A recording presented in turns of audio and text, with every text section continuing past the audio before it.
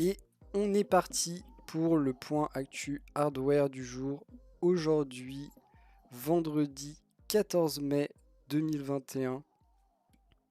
Au programme, un programme plutôt varié aujourd'hui. On commencera avec l'annonce d'une conférence de Huawei qui nous promet plein de choses. Assez incroyable, plein de divers appareils dans divers secteurs. Voilà, Huawei, ça va imposer. On passera ensuite sur Google qui nous propose un petit easter egg. Voilà, que moi j'aime bien, donc je voulais vous le montrer. C'est plutôt marrant et j'ai testé, mais on va tester ensemble pour voir comment ça marche. C'est plutôt simple. On parlera un peu semi-conducteur avec la Corée du Sud qui annonce à son tour son plan d'investissement ici décennal, donc sur 10 ans, avec des sommes incroyables en jeu, hein, quand même 373 milliards d'euros prévus sur 10 ans. Ça représente tout de même beaucoup d'argent, clairement beaucoup d'argent. Donc on verra, hein, mais ils sont pas non plus leaders. Ils ont des trucs à faire.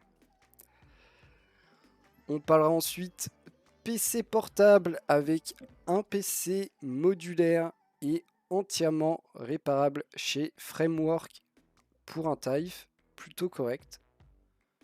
Ensuite, un bon plan avec un PC gamer portable Lenovo Legion à un prix de 1099 €. Une config intéressante, hein, pour ce prix, clairement. On parlera un peu de MSI qui fait la chasse aux mauvais logiciels, un faux logiciel qui reprend un logiciel MSI, le logiciel Afterburner, qui s'occupe de la gestion de l'overclocking des cartes graphiques, au moins. Je ne sais pas si ça fait d'autres trucs que les cartes graphiques, mais au moins les cartes graphiques MSI. Et là, voilà, il y a des gens qui ont essayé d'abuser de ça. Je ne sais pas trop ce qu'il y avait dans ce faux logiciel, mais faites attention. Vérifiez les adresses des sites sur lesquels vous téléchargez vos logiciels utilitaires. On parlera d'un casque Corsair vraiment, vraiment axé haut de gamme, hein. Là, on est prix haut de gamme, compatibilité infinie, une finition premium. On sera sur le nouveau Virtuoso de chez Corsair avec une connectivité étendue et pour la première fois une prise en charge du Dolby Atmos. Ça reste une simulation et non pas une reproduction réelle du Dolby Atmos. On parlera SSD externe chez Team Group avec un modèle de 8 Tera avec des débits de 2000 mAh, donc plutôt propre, plutôt énorme, 8 Tera de SSD externe, c'est plutôt sympa. On aura bien sûr un petit stock, d'ailleurs j'ai oublié de le mettre, mince, mais un petit point stock carte graphique, j'ai aussi oublié de mettre la page, let's go. C'est pas grave, on le fera, on prendra le temps de le faire. C'est le dernier de la semaine, c'est la dernière fois qu'on se fera du mal et en plus pour une fois on ne finira pas là-dessus. Donc ça ira. On finira sur des écrans. Des écrans aujourd'hui, deux modèles d'écran UHD. Donc juste en dessous la 4K, c'est vrai que souvent on abuse du mot 4K et c'est pas vraiment de la 4K mais de l'UHD. 60 Hz sur des formats pas si grands que ça, avec pourquoi pas du potentiel. Un qui est en promo, qui est assez simple, un qui arrive, qui est chez Samsung et qui est plus complexe et qui veut aller chercher voilà, plus de segments. Et on finira avec un monstre d'écran, un Gigabyte Aorus de 43 pouces. Vraiment premium, hein. Pour le coup, on est sur du prix au-delà des 1000 €. Vraiment premium. Mais ça, c'est pour la fin. Et du coup, nous, on commence sur Huawei. Huawei qui nous annonce une conférence très bientôt, le 19 mai, donc vraiment très bientôt pour le coup. Conférence en Chine, bien sûr, temps du Covid oblige, et de toute façon Huawei c'est chinois, alors je vois pas pourquoi ils feraient autre part qu'en Chine. Ils vont nous annoncer plein de trucs, vraiment des trucs divers et variés. C'est aussi ça qui est un peu, qui est un peu impressionnant de la part de Huawei. On va du nouveau téléviseur aux nouveaux écouteurs en passant par les montres connectées et pourquoi pas aussi d'autres objets connectés. On parle aussi de potentiels nouveaux PC portables. Donc on va vraiment loin, clairement pour le coup. Mais tout ça pour l'instant c'est des rumeurs, il faudra attendre le 19 pour savoir ce qu'ils avaient vraiment à nous présenter. La conférence s'appelle Tous les scénarios d'une vie connectée. Donc vous imaginez un peu derrière le nombre de produits qui collent bien avec cette nomination de conférence. On peut, on peut être sur à peu près tout et n'importe quoi, de la domotique au PC portable. Ils ont déjà par le passé couvert plutôt pas mal de secteurs, hein. Franchement, Huawei, ils ont vraiment voulu s'étendre à un peu tout ce qui contient de l'électronique à l'intérieur. Donc autant vous dire qu'aujourd'hui, ça représente beaucoup de choses. Ils ont un peu été bloqués par les États-Unis en termes de téléphone, surtout, parce que voilà, hein, ils ont été quand même blacklistés et privés de plein de choses, notamment privés quasiment partout aux États-Unis et dans pas mal d'endroits en Europe aussi, de participer aux nouvelles installations 5G, une technologie qu'ils ont quand même maîtrisée et pour lesquelles ils ont beaucoup travaillé. Donc là, voir vraiment ce qu'on aura. Ce qui est sûr avec Huawei, c'est que en général, en termes de prix, ça va fort. On est, euh, on est sur des trucs qui sont en général plutôt euh, agressifs, surtout chez nous. À voir si derrière, et ça c'est un peu le problème des marques chinoises, c'est est-ce que tout ce qui va être présenté ici sera pour tout le monde, ou on a des restrictions géographiques. Ça, on ne le sait pas. Et parfois, on ne le sait même pas quand les produits sont annoncés, ce qui est un peu dommage. Mais je regarderai, hein, clairement, je regarderai et je débrieferai un peu les nouveaux produits. Encore une fois, j'attends des produits ultra accessibles en termes de prix, histoire d'inonder le marché comme ils l'ont fait par le passé. Et c'est souvent la méthode des entreprises chinoises de proposer un prix agressif pour inonder le plus rapidement le marché, au moins le marché entrée de gamme, ce qui représente beaucoup de gens et donc peut potentiellement propulser très vite la marque comme une marque commune d'utilisation par beaucoup d'utilisateurs, et donc que les gens recommandent tout ça. Très fort les méthodes chinoises. On continue avec un Easter egg de Google qui nous régale. Voilà, si vous voyez ça et que vous êtes pas hyper jeune, vous comprenez direct ce fameux logo, le logo DVD qui rebondit à l'infini sur l'écran comme économiseur d'écran, écran de veille. Économiseur d'écran ou écran de veille? Économiseur d'écran plutôt. Euh, qui fait aussi, du coup, bah, bien sûr, référence au DVD et au lecteur DVD, quelque chose qui est plus trop présent chez nous maintenant, mais aussi à une série plutôt culte, au moins aux États-Unis, peut-être un peu moins chez nous, qui est The Office, même si maintenant ça c'est arrivé chez nous grâce à différentes plateformes qui nous ont donné le moyen d'y accéder. Ou bien sûr dans cet épisode de cette série, on a ici un logo DVD qui n'arrive jamais à rebondir pile poil dans le coin de l'écran, ce qui est absolument frustrant horrible. Non, en vrai, c'est pas horrible, mais j'avoue que c'est pas très satisfaisant. Heureusement, Google a pensé à ça. Si vous attendez suffisamment longtemps, ça marche. Ça, ça rebondit pile poil dans le coin et ça vous régale. Ce qui est bien, c'est d'essayer. Donc, il faut faire une recherche sur Google, bien sûr, Easter egg Google. Il suffit de taper DVD screensaver. Hop, et vous voyez le logo Google qui rebondit et qui change de couleur à chaque rebond, tel notre bien-aimé logo DVD. Moi j'aime, hein. Franchement, moi j'achète, hein. Est-ce qu'il rebondit pile poil dans le coin? Certainement pas. Mais un jour il le fera, si on attend suffisamment longtemps. Est-ce que vous voulez qu'on attende suffisamment longtemps? Je suis moyen chaud, hein, quand même. Bien sûr, ça s'adapte en plus au format et à la résolution de votre écran. Donc peu importe votre écran, que vous ayez un écran 4 tiers cathodique ou un écran 32 neuvième, il arrivera un jour dans le coin de votre écran.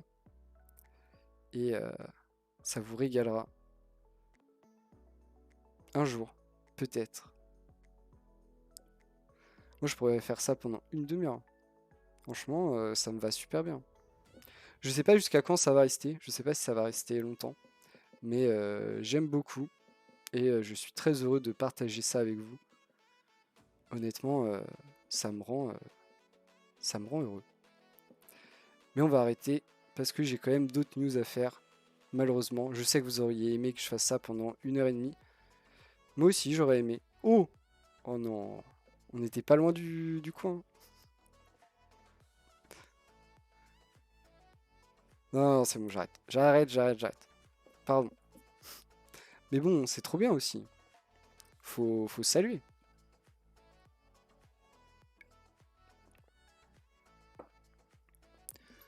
On continue avec le semi-conducteur. Ici, non pas les États-Unis, ni l'Europe, ni la Chine. On va parler de la Corée du Sud qui a lancé son propre plan décennal, donc sur 10 ans, d'investissement dans le semi-conducteur sur son territoire et avec un, un plan public-privé ultra important, 373 milliards d'euros sur 10 ans, avec des investissements privés qui en plus bénéficient de petites aides de l'État du genre allègement de taxes, infrastructures ou faible taux d'intérêt pour plus de 150 entreprises. Euh, le but est assez simple, revenir au taquet, revenir dans la course, là où actuellement Taïwan est au top du classement et Intel veut rattraper tout ça et investit massivement et les États-Unis investissent aussi massivement pour revenir et reprendre la tête. En vrai, c'est vraiment leur volonté. La Corée, eux, ils ont déjà des gros points forts. Ils sont champions du monde dans la mémoire RAM ou mémoire ROM. Donc, ils sont quand même plutôt costauds. Mais en termes de puces logiques, ils sont pas au niveau de Taïwan et des États-Unis. Donc les puces logiques, c'est les unités de calcul, CPU, GPU et autres puces d'intelligence. Du coup, voilà, investissement massif, plan sur 10 ans, 373 milliards. Et bien sûr, c'est Samsung qui endosse une grosse partie avec 125 milliards à eux seuls. Tant Samsung et la Corée, voilà, c'est une alliance qui dure déjà depuis longtemps et chacun profite l'un de l'autre. Donc, je vois pas pourquoi ils investiraient pas massivement, surtout que ils seraient aussi les gros bénéficiaires d'avancées et de production massive sur leur territoire. Donc, C'est intéressant, oui, mais bon, ils font tout ça en ce moment, hein. Clairement, on est sur tout le monde qui lâche son plan d'investissement sur 5 à 10 ans sur les semi-conducteurs pour rapatrier la production en allant chercher les dernières générations et des finesses de gravure toujours plus basses. Tout le monde ne pourra pas le faire. Tout le monde ne pourra pas le faire, en tout cas tout le monde ne pourra pas être leader, ça c'est sûr. Tout le monde pourra le faire, mais tout le monde ne pourra pas être leader. Donc à voir comment ça se passe dans le futur et on verra surtout si, si Taïwan peut rester premier, peut maintenir son avance. Et forcément, si tout le monde investit, ça peut forcément être compliqué. On rappelle que Taïwan et majoritairement TSMC font aujourd'hui du 5 nanomètres, oui, mais en utilisant tout de même des vieilles technologies, notamment en termes de transistors, ce qui fait que ils peuvent potentiellement être limités technologiquement en termes de performance différemment de ce que peut proposer Intel qui est qui est moins fin mais va potentiellement vers d'autres technologies. Donc tout ça, bientôt on ne pourra plus trop faire attention à la finesse de gravure et ça parfois nous orientera pas plus que ça. Là on sait que par exemple potentiellement le 10 nanomètres Intel peut être meilleur que le 7 nanomètres TSMC. Ça commence à être compliqué de savoir. On verra si dans 10 ans la Corée du Sud et Samsung sera leader dans les semi-conducteurs. Il y a beaucoup de monde qui veut l'être, honnêtement. On continue avec du PC portable. On commence avec Framework qui lance son PC portable modulaire et entièrement réparable. Des caractéristiques qui nous plaisent beaucoup. Tout de même, on est sur quelque chose qui voilà, se veut potentiellement réparable, modulaire avec ici vous voyez des modules qui peuvent avoir différentes utilités. Encore faut-il qu'il y ait justement cette constellation de modules adaptés et d'innovation là-dedans aussi. Donc un suivi d'autres marques dans cette aventure. L'intérêt, le but ultime, c'est d'avoir un PC ultra portable qui est quand même performant et réparable et modulaire et pas un prix exorbitant. Ça fait beaucoup. Est-ce qu'on est sur quelque chose de pas mal? Oui, on est quelque chose de pas mal. On est sur quelque chose de pas mal effectivement ici. Après à voir comment ça durera dans le temps. Et il faut quand même tester. On est sur quelque chose de pas mal sur le papier, on va dire. On nous propose un ultra portable de 1,3 kg propre. 1,6 cm d'épaisseur, là aussi plutôt propre. On a tout qui est conçu pour pouvoir changer des pièces et donc réparer l'ordi plutôt que devoir en racheter un dès qu'il y a un problème. Et ça, c'est pas mal. Tout est fait pour que ça soit, vous voyez, démontable avec un objet simple. Et ça quand même, si vous avez déjà démonté des PC portables, vous savez que ça peut être plus ou moins compliqué, voire parfois tout est fait pour que on n'ait vraiment pas envie de le faire. Pas que ça soit impossible, rarement impossible sauf dans les coques unibody, mais sinon c'est rarement impossible. Mais juste parfois tout est fait pour que vous passez votre chemin et que vous ayez juste envie d'en acheter un nouveau. Ici ce sera pas le cas et on a le petit plus, la modularité. C'est toujours compliqué de faire un ordi portable modulaire, forcément. Là où le principe d'un ordinateur portable, c'est d'avoir quelque chose de tout intégré. Encore plus dans un ultrabook où on va aller tout optimiser pour que ça soit fin, léger. Voilà, un travail vraiment infini qu'il faut aller faire sur les ultra portables pour aller gagner toujours quelques millimètres d'épaisseur et quelques dizaines ou centaines de grammes sur la balance. Ici, on a ces petits modules qui apportent cette modularité annoncée. Pour l'instant, on nous dit que déjà ça peut être de la connectique, ce qui est plutôt pas mal en vrai. Sur un ultra portable est souvent assez limité en termes de connectique. Bah ouais, il faut faire des choix, encore une fois, le poids et la taille. Ici, avoir des modules permettrait d'avoir déjà potentiellement plus de connectiques différentes, alors peut-être pas plus en même temps, mais plus de connectiques différentes, et de changer au gré des besoins avec des connexions USB, micro SD, HDMI, DisplayPort, suivant ce que vous avez besoin. Ces modules se connectent au PC grâce à des petits connecteurs USB-C. Donc en théorie, si une autre marque veut aller faire des petits modules, ça semble assez simple vu que le connecteur est universel. C'est de l'USB-C, mais c'est quand même universel. Donc là-dessus, c'est quand même une idée pas mal. En termes de caractéristiques de la config en elle-même, bon, on a un seul écran, 13,5 pouces, on a 3 processeurs Intel et c'est tout. Ça, c'est un peu dommage de ne pas avoir une petite version AMD. On est sur des processeurs d'ultra portable i5 ou i7.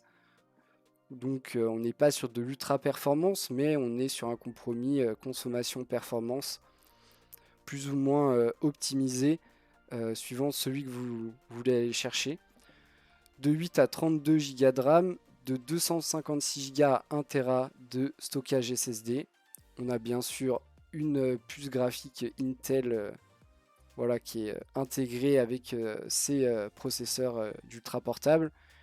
Une batterie de 55 Wh, le petit lecteur d'empreintes qui met toujours bien. Vous avez Wi-Fi 6 et Bluetooth 5.2, caméra Full HD. On a du coup les ports, voilà, ces fameux ports configurables. Donc vous en avez 4, vous pouvez choisir votre connectique. On a un jack. On n'a pas visiblement de prise Ethernet. Remarque, dans un ultra portable en général, c'est compliqué. Peut-être possible en module, ça peut être intéressant. Et du coup, 1,3 kg pour un PC qui vous coûtera entre 999 $ et 1999 $ dans sa version la plus haut de gamme. Quelque chose qui est quand même plutôt sympa. En vrai, faut voir derrière si ça marche bien et qu'ils peuvent le maintenir et que d'autres investissent dans ce programme en faisant des modules par exemple. On nous annonce aussi la possibilité d'avoir des modules de stockage mais avec zéro information là-dessus. Donc on ne sait pas du tout quel type de stockage et quel genre de quantité. Mais l'idée est intéressante. Et là, sur le papier, le produit fini a l'air plutôt correct et compétitif, à un prix aussi correct et compétitif. Encore une fois, il faudra d'autres marques qui décident de faire des modules pour ce PC et potentiellement aussi d'autres gammes que ce PC qui coûte au minimum 999 $. Donc encore une fois, c'est dollars et du coup hors taxe. Donc 1200 € en France. Ce qui est pas ultra accessible. On continue avec un autre PC portable. Là, on est sur du PC portable gaming. On n'est pas sur la modularité. On est clairement sur une bonne affaire. Initialement au prix de 1299, il est actuellement à 1100.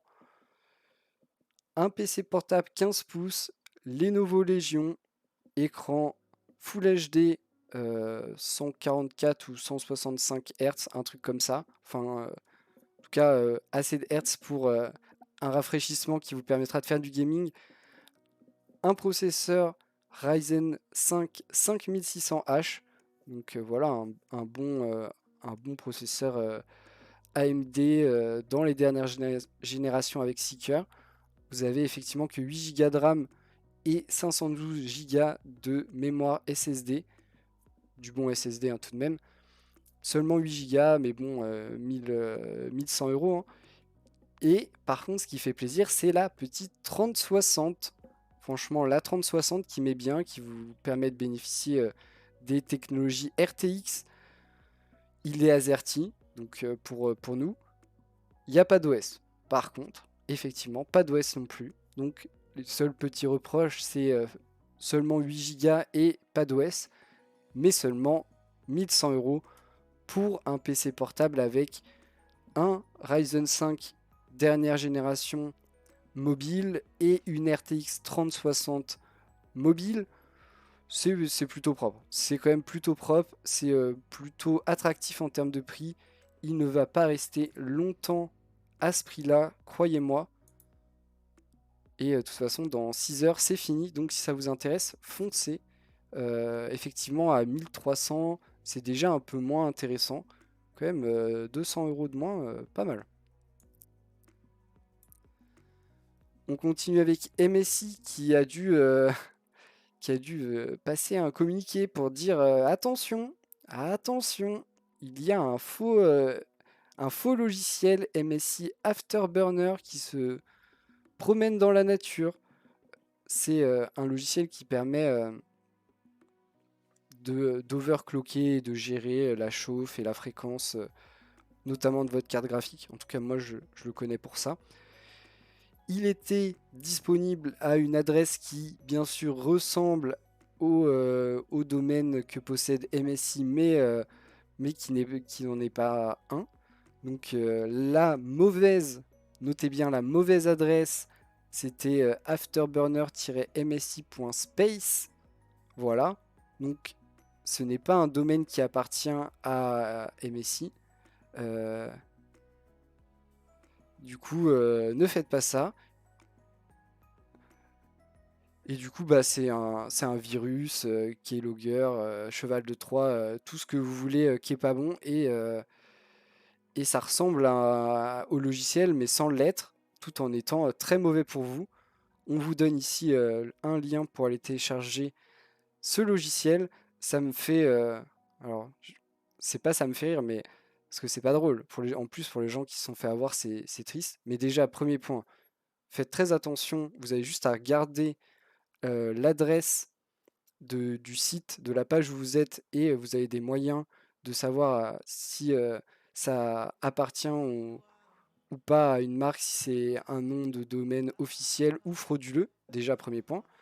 Et personnellement, il y a quelques temps, quand j'ai changé de PC, dû retélécharger ce logiciel sur mon nouveau PC. Et c'était très compliqué de télécharger le logiciel. Le, le bouton présent sur la page ne fonctionnait pas. Et il fallait aller fouiller dans le code de la page pour aller trouver l'adresse de téléchargement pour récupérer. Sinon, on ne pouvait pas juste en cliquant sur le bouton. C'était quand même sacrément dommage. J'espère que ça a été corrigé depuis. Mais j'avoue que j'ai galéré, mais d'une force, à télécharger ce logiciel sur le site MSI, alors que j'étais sur la bonne page. Et oui. Donc il faut faire attention à ça aussi, MSI. C'est important. Faites attention, ne téléchargez pas des logiciels qui peuvent venir de personnes frauduleuses. En général, il y a des grandes chances qu'il y ait un petit virus ou un petit malware intégré à tout ça, histoire de récupérer 2-3 infos croustillantes sur vous. C'est monnaie courante, malheureusement, sur Internet. On continue avec du très haut de gamme ici chez Corsair. Corsair qui est une marque que j'aime beaucoup. En général, je trouve leurs produits plutôt très qualitatifs. Pas toujours très accessibles malheureusement, mais très qualitatifs.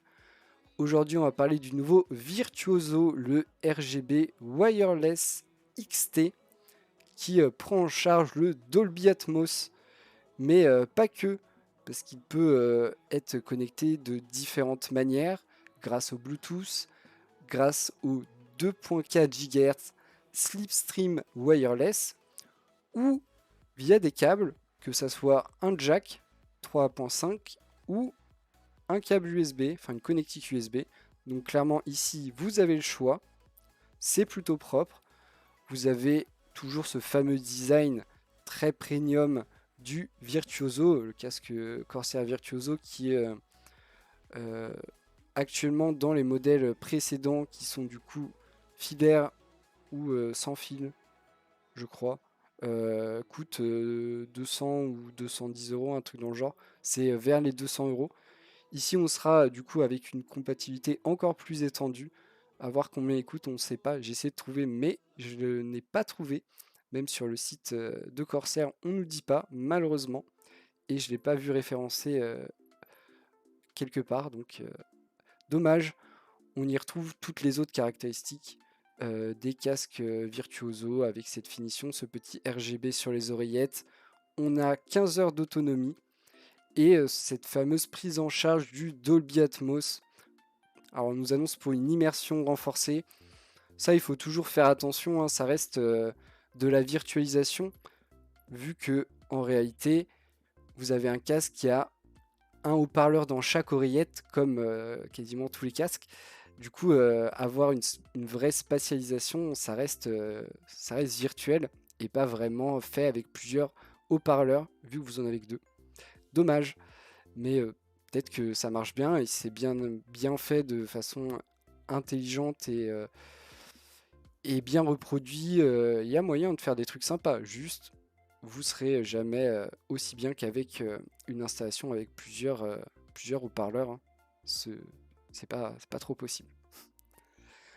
On sera sur du très haut de gamme, du très bon casque pour les gens qui ne veulent pas faire de compromis. Ils veulent toutes les connexions, sans fil, filaire, on veut tout. Là, vous aurez le droit à tout. J'imagine qu'il sera au-dessus des 200 euros, hein, du coup. Donc voilà, c'est le prix de l'ultra haut de gamme premium en termes de casque chez Corsair. Après, ça fait le taf, hein. Effectivement, c'est cher, mais ça fait le taf. On continue avec Team Group qui nous présente un SSD externe qui nous promet juste 8 Tera de SSD externe. Vous voyez, dans un petit boîtier comme ça. Connexion USB 3.2, débit théorique jusqu'à 2000 ms en lecture et écriture. C'est plutôt sympa. En vrai, ça fait plutôt envie. On n'a pas le prix. C'est le seul truc qui aurait pu nous refroidir, je pense. Sinon, en termes de caractéristiques, c'est plutôt sympa. On a aussi une clé USB, un peu moins courant, mais une clé USB. Encore ici, de l'USB 3.2 Gen 2 avec 1 Tera maximum de capacité sur cette clé, des débits entre 600 et 500 ms, c'est-à-dire proche d'un SSD SATA classique. Plutôt pas mal aussi, hein, parce que du coup on est quand même sur un format bien plus compact qu'un SSD SATA classique, et on a tout de même 1 Tera. Donc si ça tient les promesses en termes de débit, c'est du matériel plutôt intéressant. Encore une fois, il faut attendre le prix pour savoir, parce que si la clé USB elle coûte 300 euros, c'est pas intéressant. Je vous le dis tout de suite. Et on nous annonce aussi un futur kit de water cooling all-in-one chez Team Group, truc qui est vraiment assez éloigné de ce que nous présente habituellement la marque. Donc j'avoue que je suis assez curieux. Cette marque qui nous annonce souvent du matériel vraiment dernière génération. On a eu pas mal de news autour de la DDR5 et de Team Group, aussi sur des SSD dernière génération. Donc vraiment en termes de water cooling, je suis curieux, voir s'ils sont au rendez-vous ou pas. Alors, on arrive au point où j'ai oublié la page, mais c'est pas grave. On va y aller tout de suite. Ça, vous connaissez mes secrets. Bim, top achat pour le stock. Et oui, on arrive au stock. Faut bien. Le stock des cartes graphiques, histoire de pleurer vite fait, mais juste vite fait, hein. On a toujours ces 710 et 730 où on ne peut pas jouer avec. Les 1030, pareil, on ne peut pas jouer avec. Et elles sont bien trop chères, mais on ne peut pas jouer avec. On a cette 6700 XT de ASRock toujours là à 1180. Celle-là, on l'avait déjà vue. Pareil pour cette haute ASRock 6700 XT qui a un peu de lumière et qui est plus chère à 1240. Toujours la ASRock, elles sont pas parties, les 6700 XT ASRock. Celle-là, elle n'est pas annoncée comme overclockée. Elle est donc un peu moins chère à 1130. Elle reste très chère. On a bien sûr les 6900 XT qui sont là, la Power Color à 2200, la Saphir Toxic Extreme Edition à 2650. Celle-là, elle est quand même assez spéciale, un refroidissement hybride, plus du coup ce fameux radiateur de 360. 2650, c'est cher. Mais la dernière, elle est encore plus chère. On est aussi sur une 6900 XT. On revient chez ASRock avec l'OC Formula à 2700. Celle-là, elle est quand même vachement chère. À la limite, voilà, si quelqu'un est prêt à acheter celle-là et qu'il a la place pour mettre ce genre de truc dedans, peut-être celle-là, elle est mieux. Peut-être. Peut-être. Pas sûr, hein, mais peut-être. On continue avec des écrans. On a 3 écrans aujourd'hui. D'abord, 2 écrans UHD 60 Hz. Assez étonnant. On revient sur l'UHD 60 Hz. Là, on a beaucoup vu des écrans UHD aller au-delà de 60 Hz pour être compatibles de manière optimale avec les consoles dernière génération. Donc, aller chercher au moins les 120, voire parfois les 144. Ici, on reste sur du 60 Hz. On est chez Samsung, modèle M7 et encore une histoire de ne pas faire de compromis. Ici, on est sur un mix écran de PC, écran de télé. On a un format 32 pouces, ce qui est assez petit pour une télé, mais assez grand pour un moniteur de PC. Et en fait, on a un moniteur qui a en plus un OS Samsung qui nous donne accès à des petites applications, notamment de streaming, telles que Netflix, Amazon Prime, ou le bureau à distance, ou Office 360.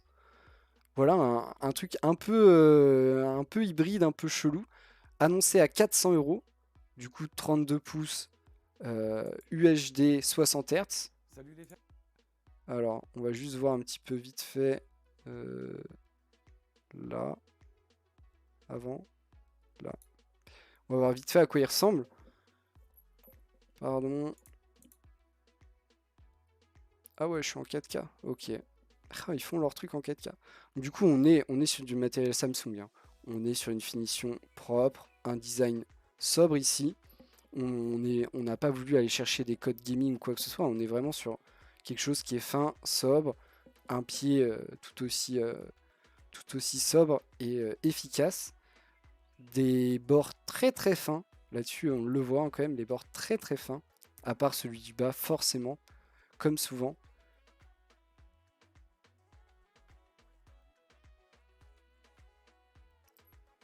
Et du coup, vraiment un hybride un peu étrange.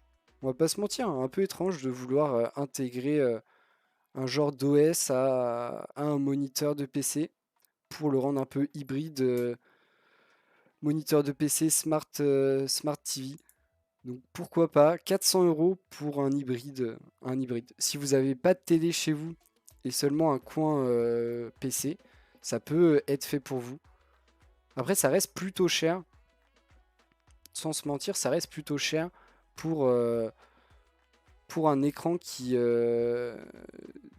du coup, genre une télé de 32 pouces, et bah ça coûte moins de 400 euros. Donc je sais pas. Il y a quand même des questions à se poser. Après, c'est l'univers Samsung, mais pas sûr que ça soit l'idée la meilleure en vrai. Autre écran UHD 32 pouces 60 Hz, celui-ci en promo.